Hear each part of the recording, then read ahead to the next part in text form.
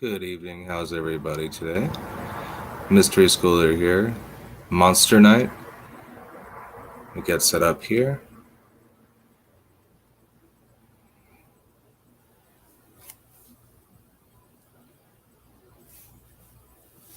Thank you for coming. It's a weird night. I'm feeling it. Good night to go over some monsters.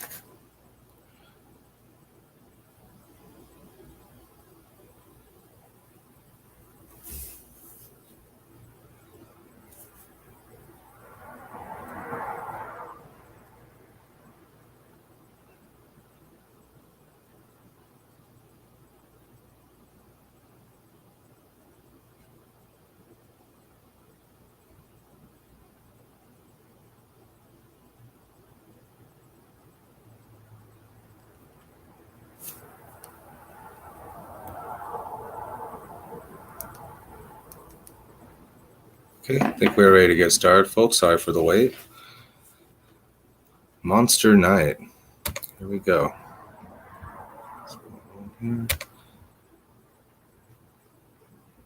Okay.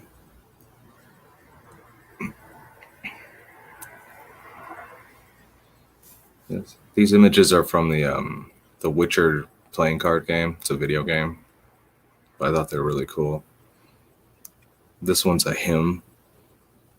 It's like a demon that's like hides in your shadow so you can't see, that slowly eats away at you, makes you kind of a doucher. This one's the water hag. It's like an undead, just feeds on corpses and stuff like that, like a ghoul or something. This one over here in the middle is called a sylvan. It's like a devil of some type, usually making the peasants worship him and stuff. Give me your lamb. We got the necker. These are scary because these like 30 or 40 of these around you or something at once in the video game. And we got it's a werewolf and a wraith. Thank you for being here, everybody.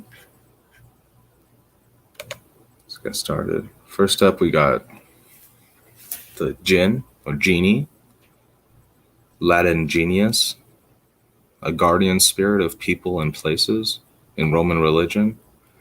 As a result of syncretism during the reign of the Roman Empire under Tiberius and Augustus.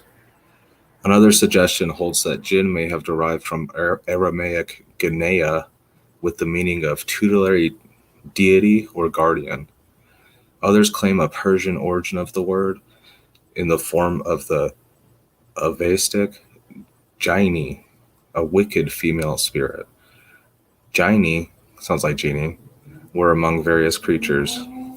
So there's a bunch of them. I'll check out these guys. They're like pulling the magic card or something for these dudes.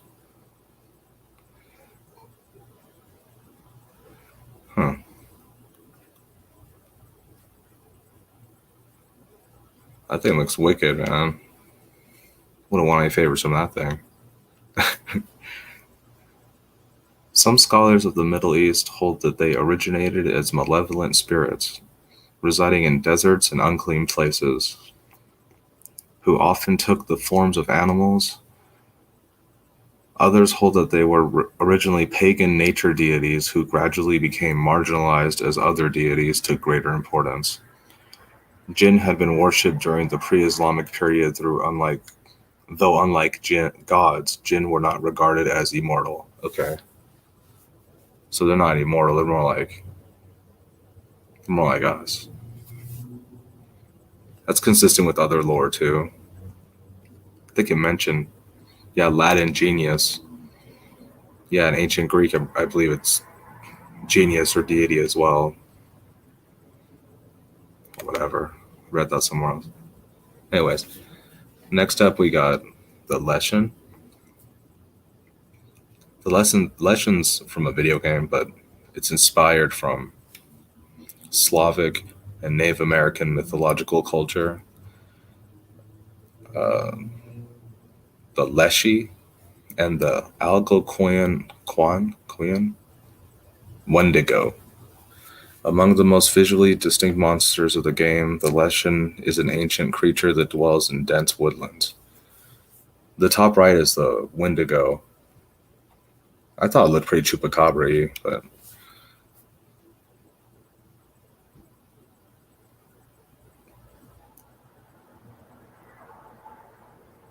yeah, it looks like they can summon things to fight for them, summon spirits. Ugh, I don't want that thing walking around the woods next to me, that's for sure. Next up, we got the succubus. It's a type of demon or supernatural entity in folklore, usually in female form, appears in dreams to seduce men, usually through sexual activity. According to religious traditions, repeated sexual activity with a succubus can cause poor physical or mental health, even death. Oh, wow, okay. In modern representations, a succubus is often depicted as a beautiful seductress or enchantress, rather than as demonic or frightening. Oh, okay. So look how the modern interpretation turned out of that, huh? And the right stuff. The male counterpart to the succubus is the incubus. Okay, I like that band.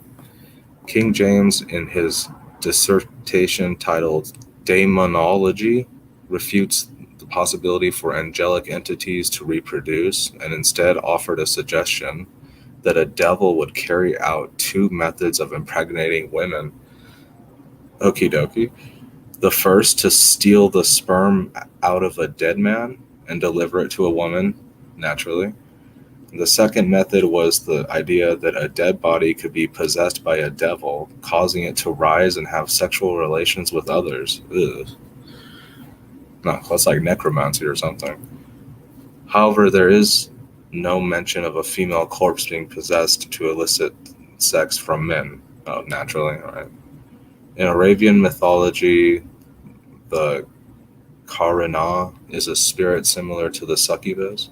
A Karina sleeps with the person and has relations during sleep, as is known by the dreams. They are said to be invisible, but a person with second sight can see them. Often in the form of a cat, dog, or other household pet.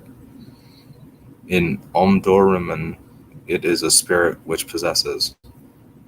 You know, those last depictions started to sound a little Native American to me. You know, transforming animals and shape-shifting spirits and things like that. I find that in a lot of stuff. It starts to really link up. Next up, we got the werewolf, the cynocephaly, dogman.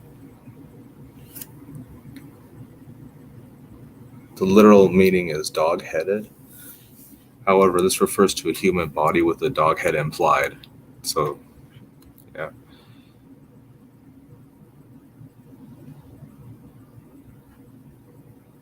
There is a description of two saints, Akras and Agani, with a dog's head from the legend about the life of the Coptic saint Mercurius, Abu Safian,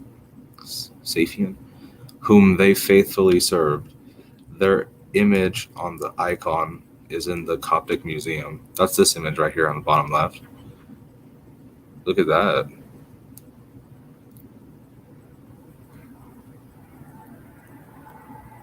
Wow, okay. And no disrespect to these saints, I guess, but they almost look a little swiney, if you ask me. Especially this. Oh, never mind. No, it's canine looking. I don't know. They're weird looking, that's for sure. Anyways, St. Augustine of Hippo mentioned the cynocephaly in the City of God book, chapter 8, in the context of discussing whether such beings were descendants of Adam. That's interesting because there are people born with that weird, I guess, rare condition where they're all furry like an animal. Obviously, they're not whatever any more than any other person. But anyways, we're descendants of Adam. He considered the possibility that they might not exist at all. Yeah, okay, there you go. Or might not be human, which Augustine defines as being a mortal and rational animal rationale mortal. Okay. He insisted they were descendants of Adam. That's interesting. On the bottom right here, it looks like it could be Christ or I guess Helios, whatever you want to call him. Surrounded by dog guys, just chilling. They got shields. Huh. Anyways, last but not least, we got Judah Lowe's Golem. Oh, just 1 second, guys. Let me fix this.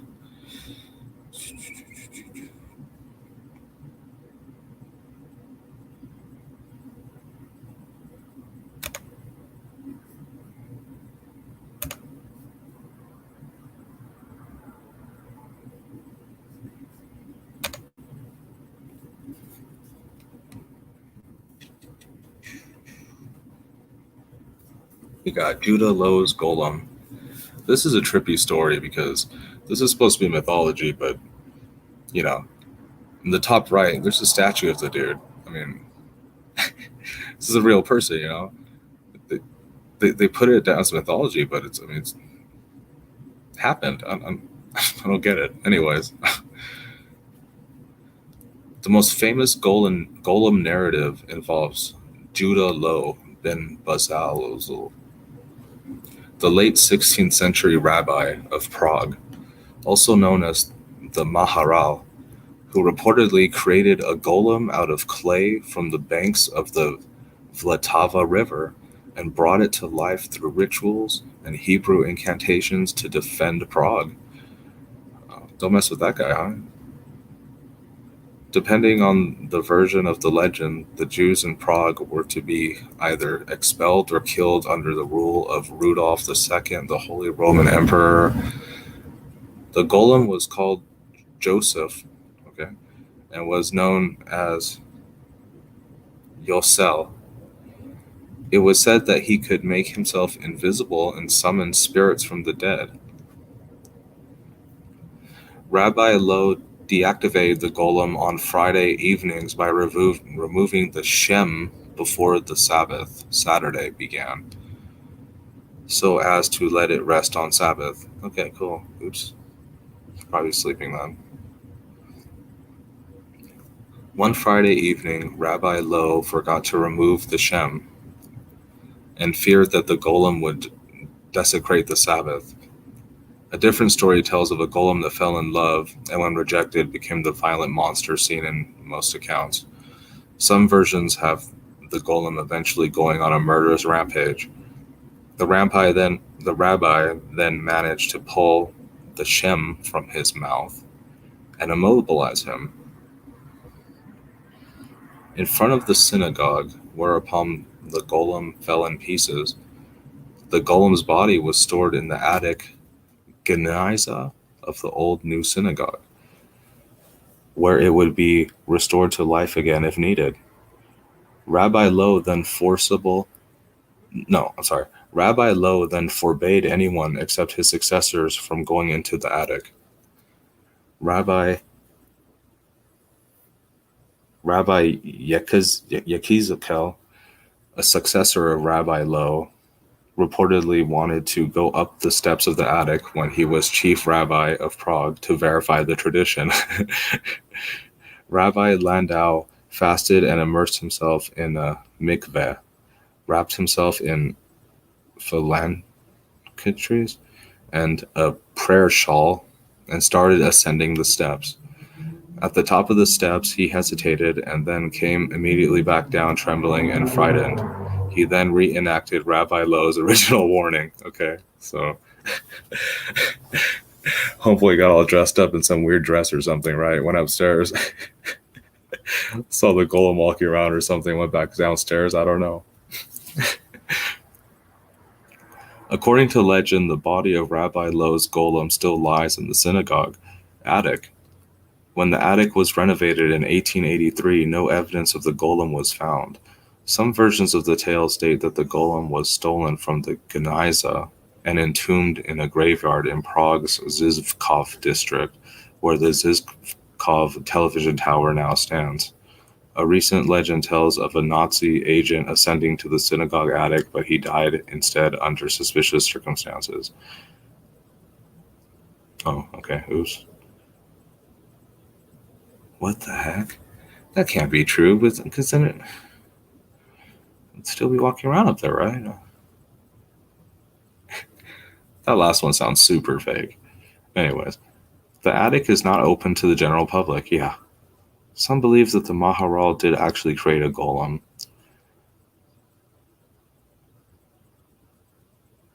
Huh. Yeah, so what do you guys think? In the bottom right corner there, those are real clay golems they make in that faith, Judaism, whatever. I wonder if they really got a way to insert something into them to activate them. I mean, it looks like the front of them has a little slot, like to put something in it, right? Doesn't it? See that shape where their mouth would be or whatever? That doesn't look like a normal mouth to me. It looks like a slot to put something. And over here on the left, it said the rabbi would remove the Shem on Fridays to deactivate it. So what is the Shem, right? Whoever they're calling a Shem, they could put in and out of these things and reactivate it. I mean, look at it. Doesn't that look like an electrical socket? Those things at the bottom right, something going on with that? Even if these are copies of original something they're looking at, you know, I'm from this time. Like, this stuff trips me out. Like, anyways, what did you guys think? Let me know in the comments below. Thanks for watching, everybody. It's late over here. I'm going to try to get some sleep. I really appreciate all of you for coming. Have a good day, okay?